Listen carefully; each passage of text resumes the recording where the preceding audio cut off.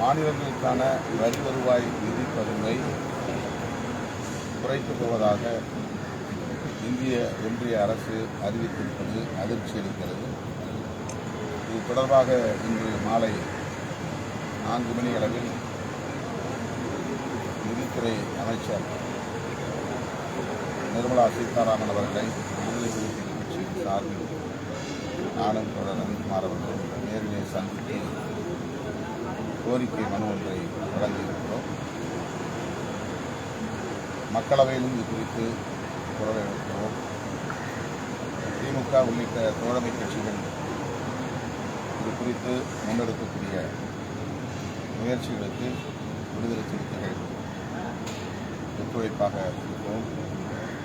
நாடாளுமன்ற தொகுதிகளின் மறுவரையறை தொடர்பாக மாண்புமிகு முதல்வர் அவர்கள் எடுத்திருக்கிற முன்முயற்சி அகில இந்திய அளவில் கவனத்தை ஈர்த்துள்ளது. வரலாற்று முக்கியத்துவம் வாய்ந்த இப்பிரச்சனையில் அனைத்து ஜனநாயக சக்திகளும் ஒருங்கிணைந்து செயல்பட வேண்டும். தென்னிந்திய அளவில் மாநில முதலமைச்சர்கள் மற்றும் தோழமை கட்சி தலைவர்களை சந்தித்து அவர்களை ஒருங்கிணைக்கக்கூடிய முயற்சியையும் மாண்புமிகு முதல்வர் அவர்கள் மேற்கொண்டிருப்பது நம்பிக்கையை தருகிறது, மகிழ்ச்சியை தருகிறது. நாடாளுமன்ற தொகுதிகளுக்கான மறுவரையறையின் போது தலித்துகள் மற்றும் சிறுபான்மையினர் வாக்குகள் சிதறடிக்கப்படாமல் இருக்க வேண்டும். அவர்களுடைய வாக்குகளுக்குரிய மதிப்பை சிதறவிடாமல் அந்த எல்லை வரையறையை மேற்கொள்ள வேண்டும் என்கிற கருத்தை அனைத்து கட்சி கூட்டத்தில் அறிவித்திருக்கிறோம். அதை தொடர்ந்து நாங்கள் மக்களவையில் வலியுறுத்தியிருக்கிறோம். தொகுதி மறுவரையறை திமுக இரட்டை வேடம்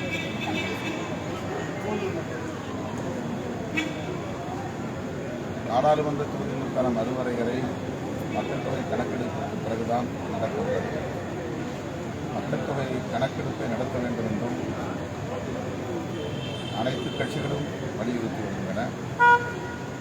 அதன் பின்னர் நடைபெறவுள்ள நாடாளுமன்ற தொகுதி வரையறையில் தென்னிந்திய மாநிலங்கள் எவ்வாறு பாதிக்கப்படும் என்பதை அரசியல் ஆய்வாளர்கள் ஏற்கனவே ஊடகங்களில் பேசி வருகிறார்கள், எழுதி வருகிறார்கள். அதற்கான புள்ளி விவரங்களை வெளியிட்டு வருகிறார்கள். இது குறித்து நாங்கள் ஓராண்டுக்கு முன்னரே வெல்லும் ஜனநாயக மாநாட்டில் தீர்மானம் நிறைவேற்றியிருக்கிறோம். ஆகவே இது பாஜகவினர் சொல்வதைப் போல வெறும் கற்பனையான பிரச்சனை அல்ல, மிகவும் முக்கியத்துவம் வாய்ந்த ஒரு அரசியல் பிரச்சனை.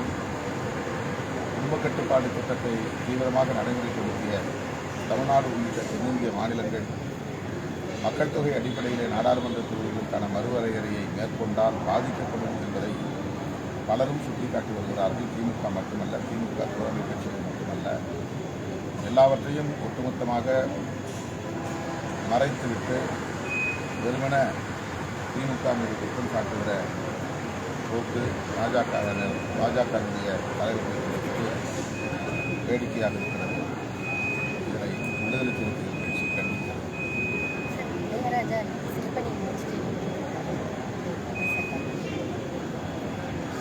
இளையராஜாவின் இந்த சாதனை தமிழர்களுக்கு மட்டுமல்ல, ஒட்டுமொத்த இந்தியர்களுக்கு பெருமை. அவர் வாழும் காலத்தை நாம் வாழ்கிறோம்.